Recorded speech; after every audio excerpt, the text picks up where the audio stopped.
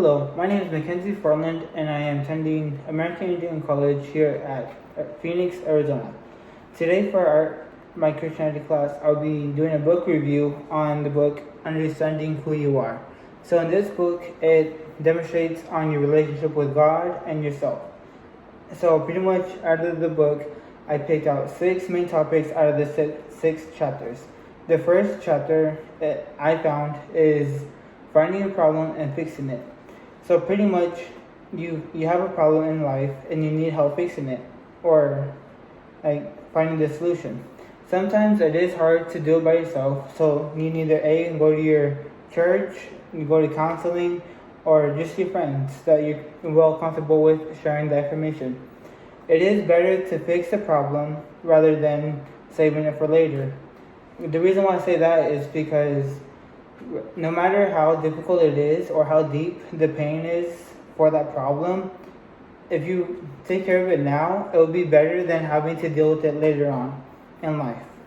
The second chapter I found out is we hide what fears us. So pretty much we are too afraid to go against what we fear. So my fear is, for example, I am afraid of heights. But what's making me go above that is flying to Seattle, flying over states, flying overseas for nature. As of pretty much, I like nature and I would like to explore the world more and pretty much travel. So pretty much,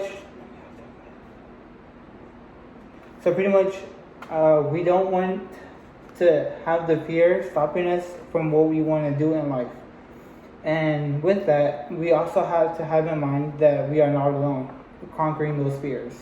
As example, out of the book, it says that God is with us and God is with us in faith. And I truly do believe that, because no matter if I'm walking through a dark alley or a bad neighborhood, I don't tend to see or feel that I'm alone. I tend to feel that I have someone there with me that no one can see, and so I feel more safe. The third chapter is you can't be mad at yourself. No matter what problems you have in life and what occurs, that you can't be mad at yourself for getting yourself in that situation. It is better to live through the situation and finding out the lessons that possibly God has given you, or possibly that you just took the wrong turn in which it is best to face it. Just so later on in life you remember the skills, the lessons that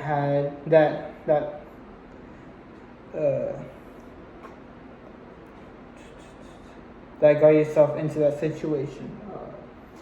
And sometimes we cannot be blaming fingers on other people. Say if a best family member, if they pass away, we can't blame anyone. We just have to have it under God's hands and say that it was his time. Like his time on here on earth was soon to be on the zeros, I guess.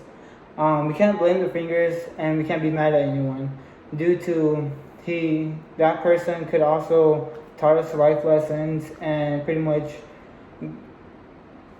grew spiritually that you wish that you would wanted, and pretty much live a happier life.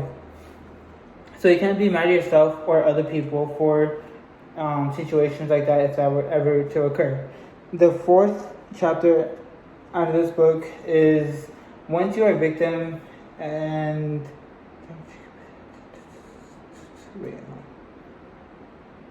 so pretty much, I'm sorry about that.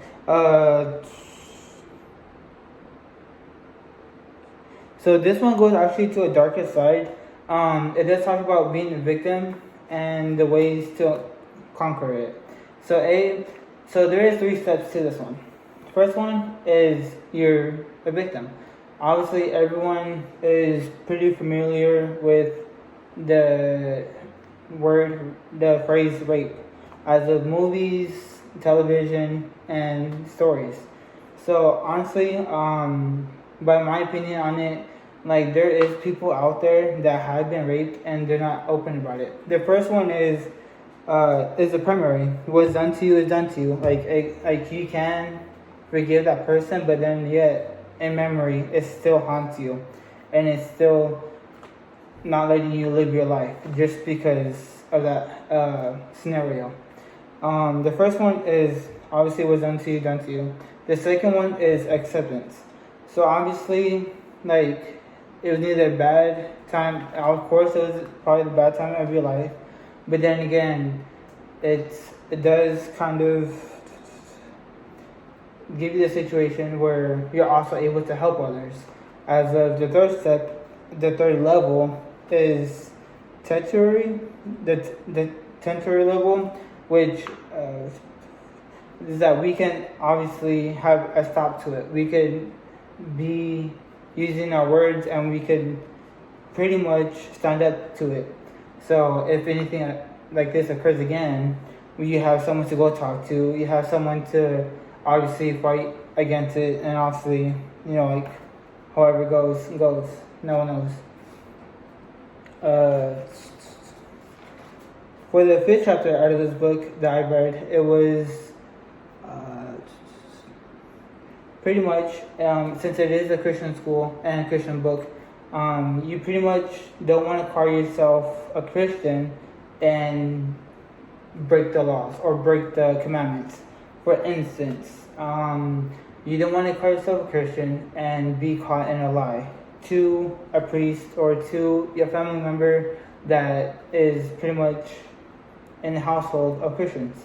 You just don't want to be caught into it, just because if you consider yourself a Christian, you're obviously sinning, and that could pretty much question obviously your Christianity to others, and also how other people will see you as. I do get that one easily, because obviously I don't really consider myself a fully Christian, just because I'm not fully there yet.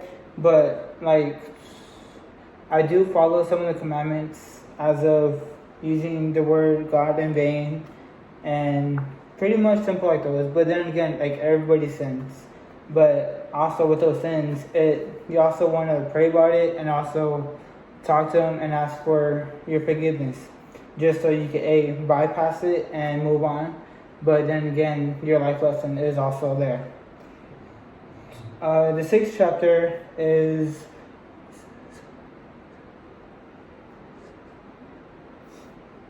pretty much, you want to live with Jesus or with God and pretty much be His servant.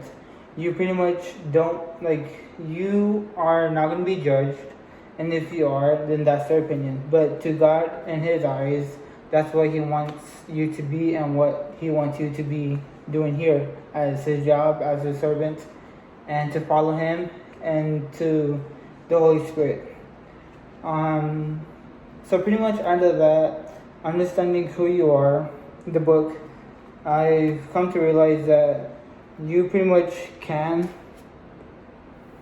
no matter who you are, how you were raised, you are able to become a Christian and or follow God, no matter what your circumstances are, and no matter how healthy or wealthy you are able to follow Him, and pretty much just have faith in Him and give Him everything that you got, and always put Him first, as I always did, and obviously work on it, because obviously sometimes we do fall and break. But that's pretty much about it, about this topic of understanding who you are and your relationship to God. Thank you.